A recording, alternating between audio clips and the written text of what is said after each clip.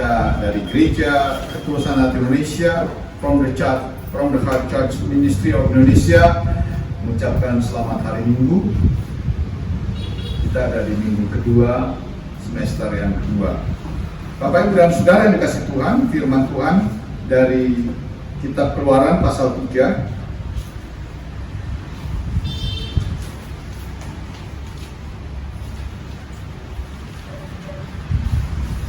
Keluaran pasal 3 ayat 1 sampai dengan 22. Saya baca. Kitab Keluaran, Kejadian, Keluaran. Adapun Musa, ia biasa mengembalakan kambing domba Yitro, mertuanya imam di Midian.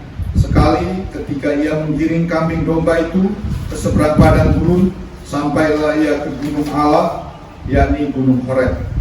Lalu malaikat Tuhan menampakkan diri kepadanya di dalam nyala api yang keluar dari semak duri. Lalu ia melihat dan tampaklah semak duri itu menyala, tetapi tidak dimakan api. Musa berkata, baiklah aku menyimpang ke sana untuk memeriksa penglihatan yang hebat itu. Mengapakah tidak terbakar semak duri itu?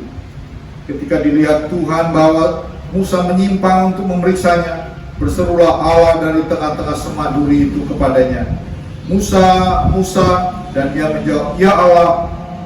Lalu ia berfirman, janganlah datang dekat-dekat, tanggalkanlah kasutmu dari kakimu, sebab tempat di mana engkau berdiri itu adalah tanah yang kudus. Lagi ia berfirman, akulah Allah ayahmu, Allah Abraham, Allah Ishak, Allah Yakub. Lalu Musa mengutuk mukanya, sebab ia takut memandang Allah. Dari itu, dan Tuhan berfirman, aku telah memperhatikan dengan sungguh-sungguh kesengsaraan umatku di tanah Mesir, dan aku telah mendengar seruan mereka yang disebabkan oleh pengerah-pengerah mereka. Ya, aku mengetahui penderitaan mereka. Sebab itu aku telah turun untuk melepaskan mereka dari tangan orang Mesir dan menuntun mereka keluar dari negeri itu ke suatu negeri yang baik dan luas, suatu negeri yang berlimpah-limpah susu dan madunya, ke tempat orang Kanaan, orang Het, orang Amori, orang Peris, orang Hewi, dan orang Yebus. Sekarang seruan orang Israel telah sampai kepadaku. Juga telah kulihat betapa kerasnya orang Mesir menindas mereka. Jadi sekarang pergilah, aku mengutus engkau kepada Fir'aun untuk membawa umatku, orang Israel, keluar dari Mesir. Tetapi Musa berkata kepada Allah, siapakah aku ini? Maka aku akan menghadap Fir'aun dan membawa orang Israel keluar dari Mesir. Lalu firman-Nya, bukankah aku yang menyertai engkau? Inilah tandanya bagimu, bahwa aku yang mengutus engkau. Apabila engkau telah membawa bangsa ini keluar dari Mesir, maka kamu akan beribadah kepada Allah di gunung ini. Lalu Musa berkata kepada Allah, tapi apabila aku mendapatkan orang Israel dan berkata kepada mereka, Allah nenek moyangmu telah mengutus aku kepadamu, dan mereka bertanya kepadaku, bagaimanakah tentang namanya? Apakah yang harus kujawab kepada mereka? Firman Allah kepada Musa, aku adalah aku. Lagi firman-Nya, beginilah kau katakan kepada orang Israel, akulah aku, telah mengutus aku kepadamu. Selanjutnya berfirmanlah Allah kepada Musa, beginilah kau katakan pada orang Israel, Tuhan Allah nenek moyangmu, Allah Abraham, Allah Ishak, dan Allah Yakub telah mengutus aku kepadamu. Itulah namaku untuk selama-lamanya, dan itulah sebutanku turun-temurun. Pergilah, kumpulkanlah para tua-tua Israel dan katakanlah kepada mereka, Tuhan Allah nenek moyangmu, Allah Abraham, Ishak, dan Yakub telah menampakkan diri kepadaku serta berfirman, aku sudah memindahkan kamu juga apa yang dilakukan kepadamu di Mesir. Jadi aku telah berfirman, aku telah menuntun kamu keluar dari kesengsaraan di Mesir, menuju ke negeri orang Kanaan, orang Het, orang Amori, orang Peris, orang Hewi, dan orang Yebus, ke suatu negeri yang berlimpah-limpah susu dan madunya.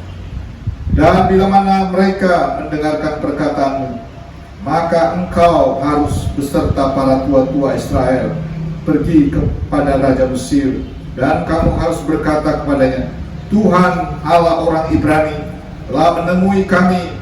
Oleh sebab itu izinkanlah kiranya kami pergi ke padang gurun 3 hari perjalanan jauhnya untuk mempersembahkan korban kepada Tuhan Allah kami. Tapi aku tahu bahwa Raja Mesir tidak akan membiarkan kamu pergi kecuali dipaksa oleh tangan yang kuat. Tapi aku akan mengacungkan tanganku dan memukul Mesir dengan segala perbuatan yang ajaib yang akan kulakukan di tengah-tengahnya. Sesudah itu ia akan membiarkan kamu pergi. Dan aku akan membuat orang Mesir bermurah hati terhadap bangsa ini, sehingga apabila kamu pergi, kamu tidak pergi dengan tangan hampa. Tapi tiap-tiap perempuan harus minta dari tetangganya dan dari perempuan yang tinggal di rumahnya barang-barang perak, emas, dan kain-kain yang akan kamu kenakan kepada anak-anakmu laki-laki dan perempuan. Demikianlah kamu akan merampasi orang Mesir itu. Demikianlah firman Tuhan. Bapak, Ibu, dan Saudara yang dikasih Tuhan, kitab Keluaran ini menceritakan bagaimana pelayanan Musa. Musa itu 40 tahun tinggal di istana Fir'aun. Dia lahir, diizinkan Tuhan hidup. Karena pada waktu itu pemerintah Mesir berkata semua anak laki-laki yang lahir itu harus dibunuh. Tapi Musa tidak dibunuh, melainkan dilemparkan ke Sungai Nil. Dan di Sungai Nil dia dimasukkan ke seperti perahu kecil yang dibuat dari tir gala-gala, kemudian dia dibuang ke sana. Tetapi akhirnya ketika putri Fir'aun sedang memandang pemandangan di Sungai Nil, dia menyuruh pengawal, dia bilang, lihat itu apa yang sedang jalan tergenang-genang di air sungai. Kemudian di bawah ternyata ada seorang bayi mungil. Jadi dikatakan bayi ini cantik sekali, pelihara, panggil, cari ibunya yang bisa menyusui, ibu-ibu yang bisa menyusui dia, akan kugaji, akan kubayar. Ternyata Musa kemudian dipelihara oleh seorang ibu yang adalah ibu kandungnya sendiri, dan itu dibayar oleh kerajaan Fir'aun. Bapak, Ibu, dan Saudara, Musa itu lahir dengan cara yang diizinkan Tuhan hidup, dan kemudian selama 40 tahun dia tinggal di istana. Tetapi dia menyadari hidupnya bukan tinggal di istana Mesir, sehingga akhirnya dia melarikan diri. Dan di padang gurun dia berjumpa dengan seorang gadis namanya Zipora, ketika dia sedang ada di sumur untuk mau minum karena haus. Akhirnya dia kenalan dan akhirnya menikah, dan orang tuanya adalah imam di Midian namanya Jitro. Bapak, Ibu, dan Saudara, ketika dia mengembalakan ternak mertuanya, dia pergi dekat ke Gunung Horeb ini. Ternyata di situ dia lihat ada semak belukar atau semak duri. Dalam terjemahan bahasa Inggris dikatakan semak belukar atau bush. Itu terbakar. Waktu dia mendekat melihat ini, ternyata rumputnya atau tanaman di situ itu nggak gosong. Ada api, nyala seperti nyala api, tapi nggak terbakar. Dia heran, kenapa ya? Ternyata api itu adalah lambang kehadiran Tuhan. Sehingga saya mengambil judul khotbah saya adalah mukjizat dari semak duri atau mukjizat dari semak belukar. Karena apa? Semak belukar ada api menyala tapi nggak terbakar. Bagi saya itu mukjizat. Bapak, Ibu, dan Saudara, miracle from the bush, mukjizat dari semak belukar. Bapak, Ibu, dikasih Tuhan, mukjizat apa yang terjadi ketika semak belukar itu terbakar? Ada 3 hal yang bisa kita lihat dari teks ini. Yang pertama, dikatakan ayat 1-15, itu ada Allah yang berdaulat sehingga semak duri itu nggak terbakar. Ternyata ada kehadiran Allah. Ketika Musa mau melihat semak duri itu, dia bilang, Musa, tanggalkan kasutmu, karena tempat ini adalah tempat kudus. Aku ada di sini. Sehingga Musa bertanya, kamu siapa? Aku adalah Allah nenek moyangmu, Allah Abraham, Allah Ishak, Allah Yakub. Bapak, Ibu, dan Saudara, semak belukar ada nyala api, tetapi tidak terbakar. Karena apa? Karena kedaulatan Tuhan ada di sana. Tuhan hadir sehingga ada kuasa di tengah-tengah semak belukar itu. Kehadiran Allah dikatakan ayat 6.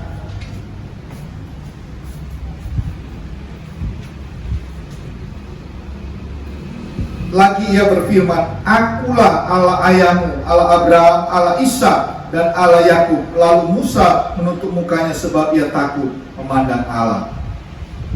Saudara, karena Allah itu nggak bisa kita lihat, sehingga Musa pun nggak sanggup melihat, sehingga dia menutup mukanya. Karena cahaya kemuliaan Tuhan itu luar biasa. Tidak ada satupun yang bisa melihat Allah, karena Dia adalah Roh. Oleh karena itu, saudara yang dikasih Tuhan, Allah hadir dalam bentuk nyala api.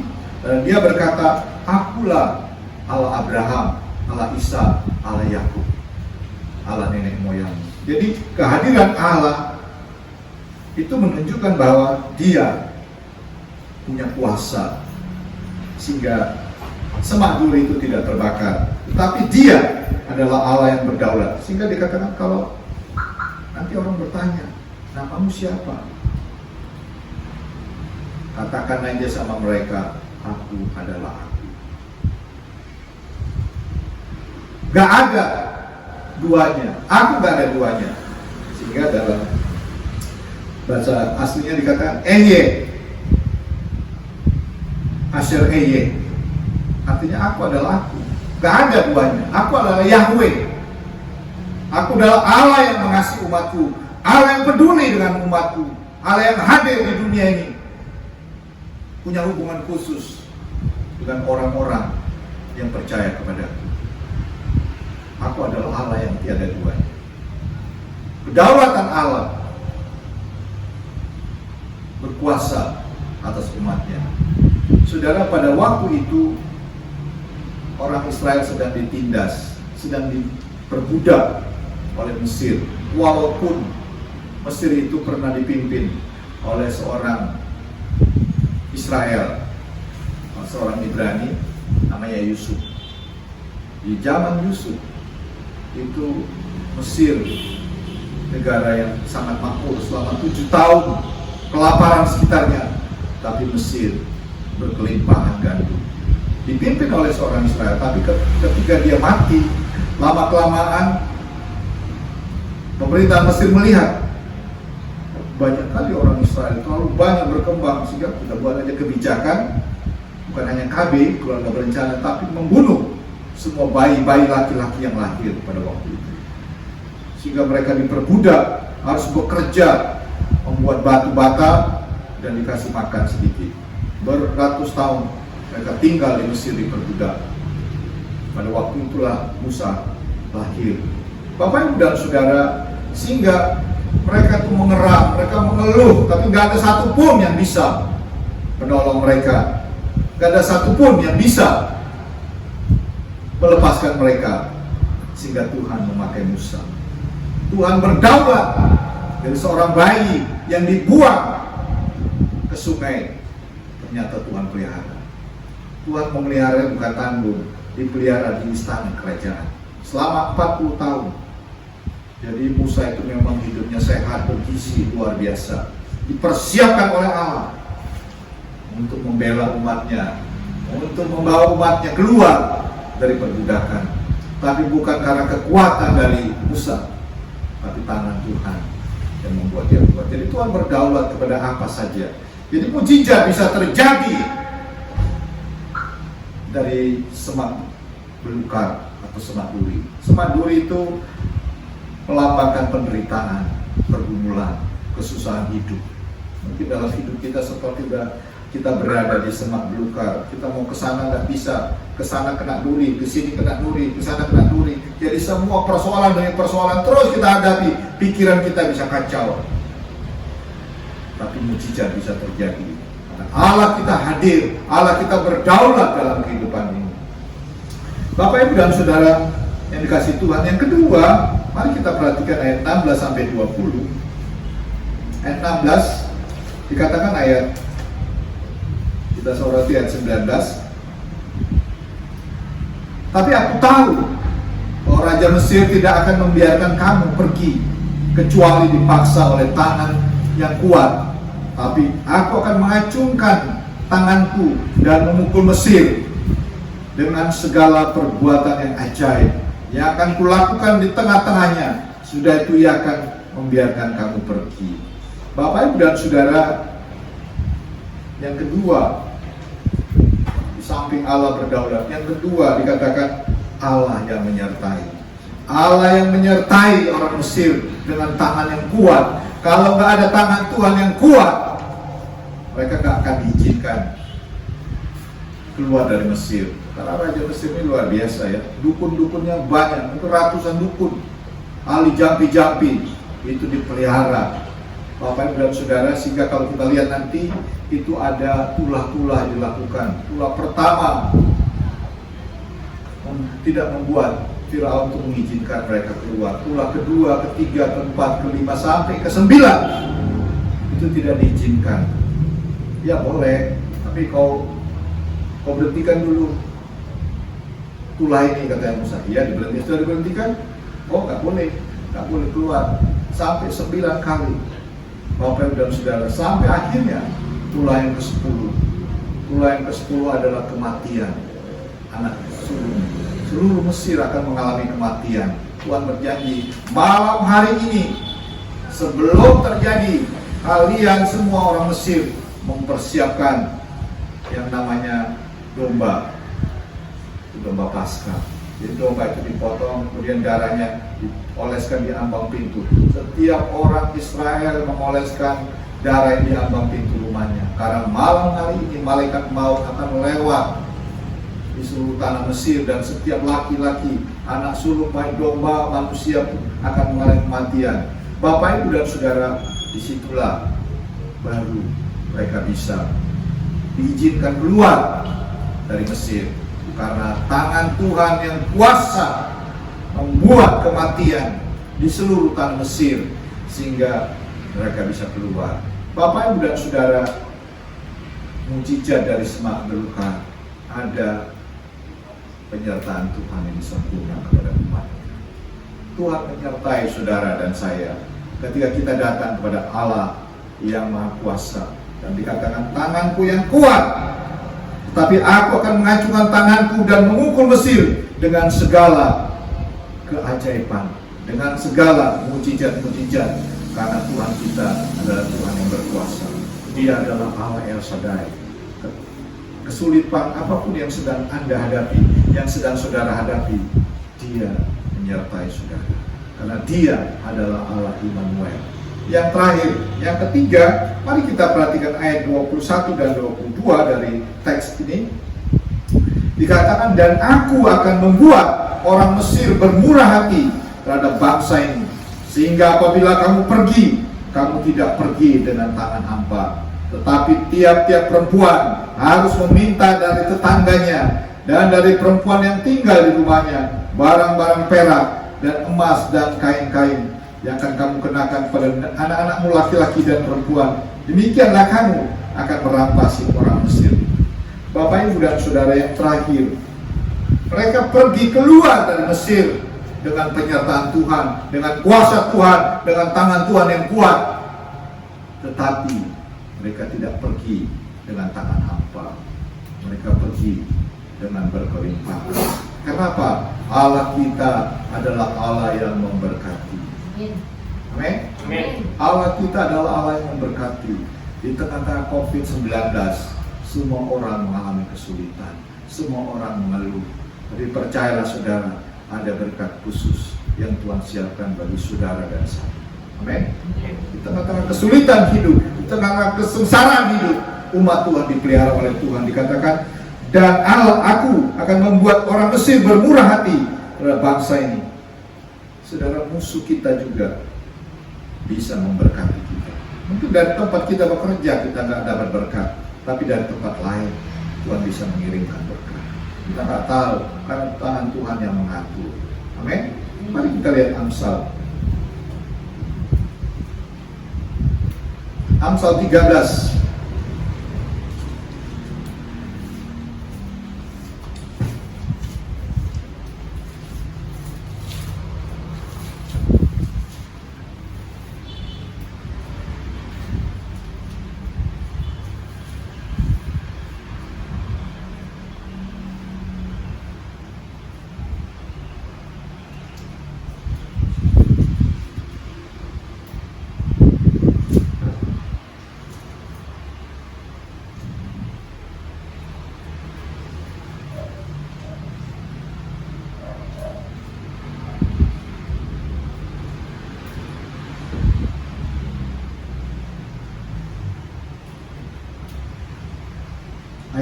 22.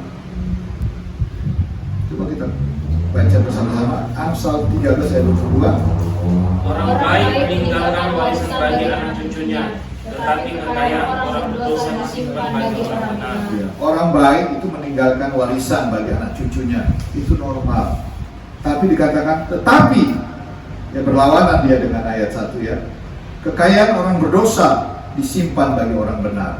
Jadi ini artinya ada orang terus mengumpulkan harta, tapi dia nggak menikmati. Yang menikmati nanti adalah orang yang setia pada Tuhan.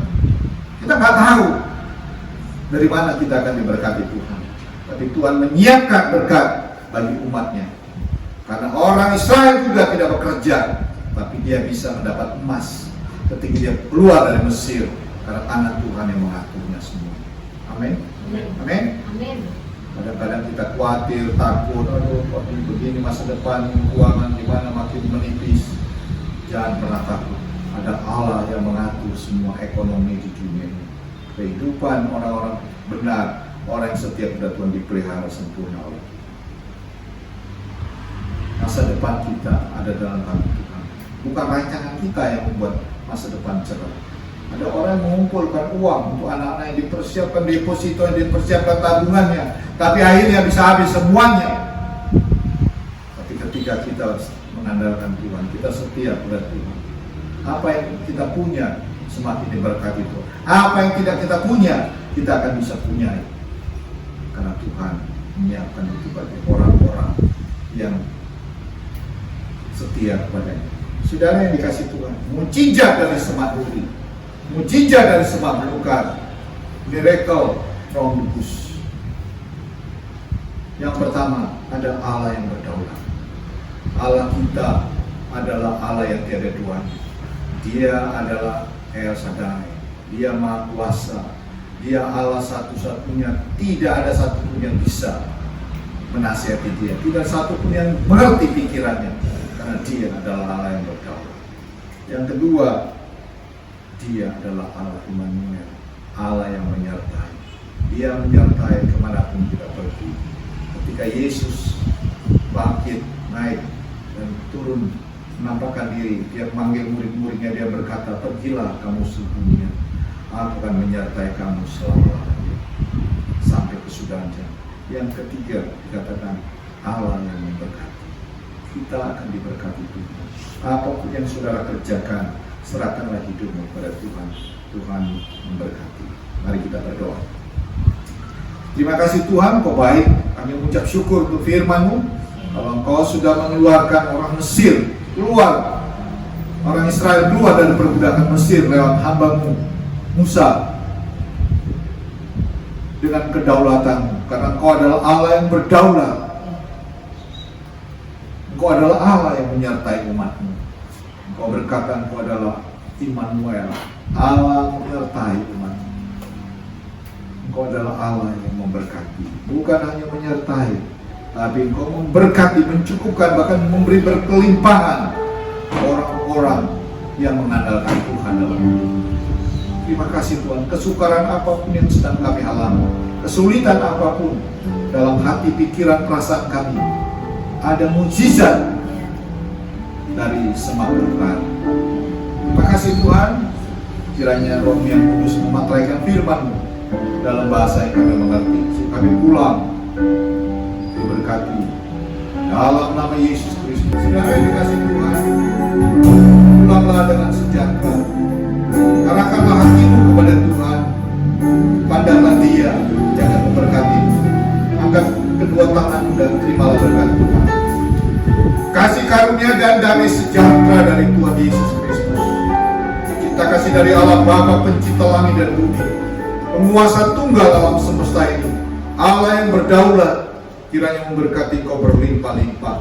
Dia berkatilah anak menantu cucumu, dia berkatilah pekerjaanmu, usahamu, dia berkatilah rumah tanggamu, dia berkatilah masa depanmu, dia berkatilah pelayananmu, dia berkatilah gereja-gereja di seluruh dunia, dia berkatilah umat Tuhan yang setia kepada Tuhan, dia berkatilah bangsa Indonesia, dia berkatilah Bapak Presiden, para menteri dan jajarannya, TNI dan Polri,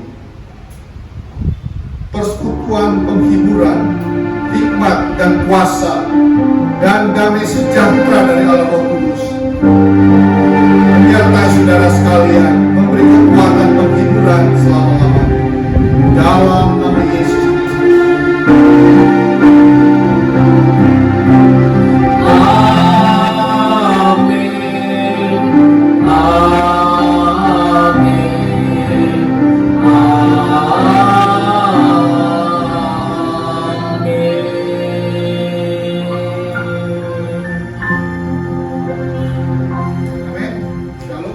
Dari Gereja Pusat Indonesia, from the Church Ministry of Indonesia, mengucapkan selamat hari Minggu, Medan, 12 Juli tahun 2020. Shalom. Shalom.